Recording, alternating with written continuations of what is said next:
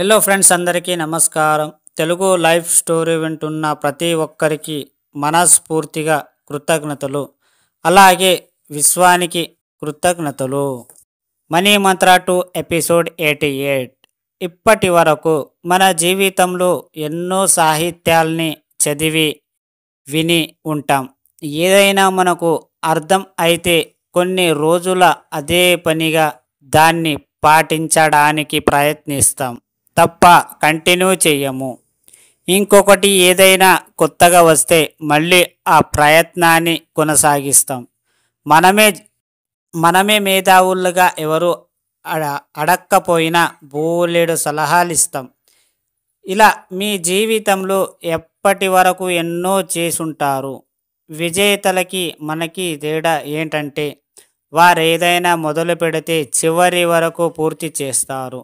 వది కాకుండా ఏదో ఒకటే పట్టుకొని దాంట్లో విజయాన్ని చేజిచ్చుకుంటారు. ఆ ఓపిక పట్టుదల మనలో కరువడం మన దురదృష్టం. ఇప్పటి వరకు మీరేం చేసినా చెయ్యకపోయినా ఒకటి మాత్రం ఖచ్చితంగా చెయ్యండి. డబ్బు యొక్క స్వరూపాన్ని తెలుసుకోండి. డబ్బుని ఎలా ఆకర్షించాలి, ఎలా సృష్టించుకోవాలి, డబ్బు గురించి వీలైనంతగా సమాచారాన్ని సేకరించండి. డబ్బు ద్వారా పొందే సుఖాల గురించి ఆలోచించండి.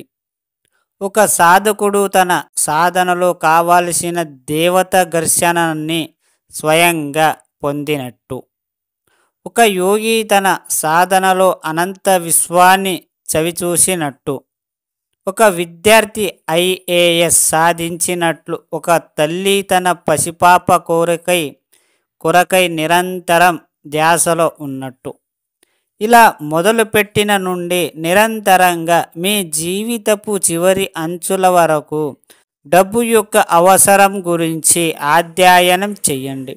ఎందుకంటే ప్రతి క్షణం మీ శ్వాసలో డబ్బు లీనమై మీరు ఒక గొప్ప ధనవంతులుగా మీ కీర్తి ప్రతిష్టలు అందరూ మెచ్చే విధంగా ఒక్కసారి ప్రయత్నించండి.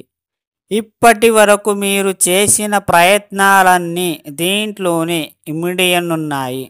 అవన్నీ మీరు పొందాలని మనస్ఫూర్తిగా కోరుకుంటూ శ్రీ మనీ మంత్ర సబ్జెక్ట్. మీరు ఏదైనా ఒక పని చెయ్యాలి అనుకుంటే మధ్యలో గివ్ అప్ వదలకండి. ఏదో ఒక మోటివేషన్ చూసినప్పుడు లేదా ఒక కొత్తగా స్టార్టింగ్లో ఉన్నంత ఉల్లాసం తర్వాత ఉండకపోయినా సరే మీరు ప్రయత్నించాలి. ఎప్పుడైతే ప్రయత్నిస్తావో అప్పుడు నీ జీవితం చెప్తున్నా కదా మీకు 100% మారుతుంది. ఓపిక అనేది జీవితంలో చాలా ముఖ్యం. నువ్వు అనుకున్న వెంటనే ఏ పనులు జరగవు, ఇది గుర్తుపెట్టుకో. ఒకరోజు లేట్ అవ్వచ్చు, ఒకరోజు తక్కువ అవ్వచ్చు. మీరు ఎక్కడైనా వెళ్ళినప్పుడు లేదా మీరు ఎక్కడైనా ఒకరికి మీట్ అవ్వాలి అనుకున్నప్పుడు లేదా మీకు ఎక్కడొక పిక్నిక్ కానీ టూర్ కానీ పోయినప్పుడు మీరు ఎగ్జాక్ట్గా మీరు టైం పెట్టుకొని మెయింటైన్ చేయడానికి అవుతుందా? ఒక డ్యూటీలో కావచ్చు లేదా ఇంకేదో విషయంలో కావచ్చు, యాజ్ ఇట్ ఈస్గా మీరు అనుకున్నవి ప్రతి ఒక్కటి అవుతాయా? ఒక్కసారి మీరు ఆలోచించండి. ఎందుకంటే ఏది కూడా అనుకున్న కొన్ని సందర్భాల్లో కాకపోవచ్చు. అలా అని ప్రతిదీ కాదని కాదు, కొంచెం టైం పడుతుంది. ఆ టైంని మీరు కొంచెం ఓపికతో ఉండాలి. అర్థమయ్యిందా ఫ్రెండ్స్? ఈ స్టోరీ విన్న ప్రతి ఒక్కరికి మనస్ఫూర్తిగా కృతజ్ఞతలు.